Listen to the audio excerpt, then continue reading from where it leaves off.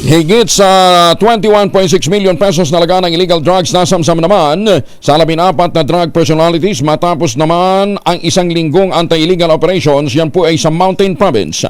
Detalye na balita mula kay Romy Gonzalez, RH 41, ay bag na bigat, Romy.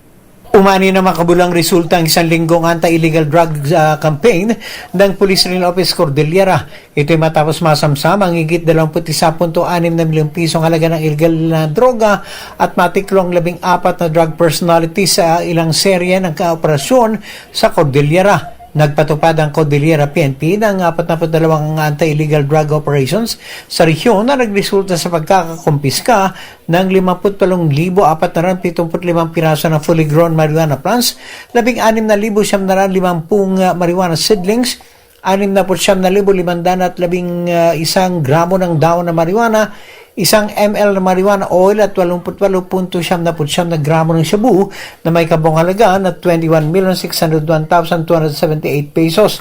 14 na drug personalities naman ang natimbog. 7 high-value individuals at 7 street-level individuals.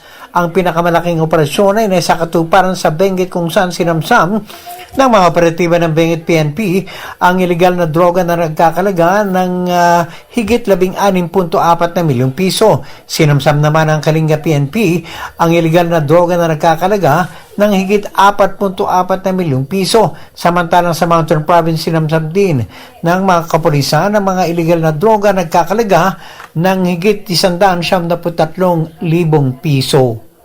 Ito si RH41 Romy Gonzalez para sa DZRH. Una sa Pilipinas, una sa Pilipino. Maraming salamat, Romy. Jose Gina.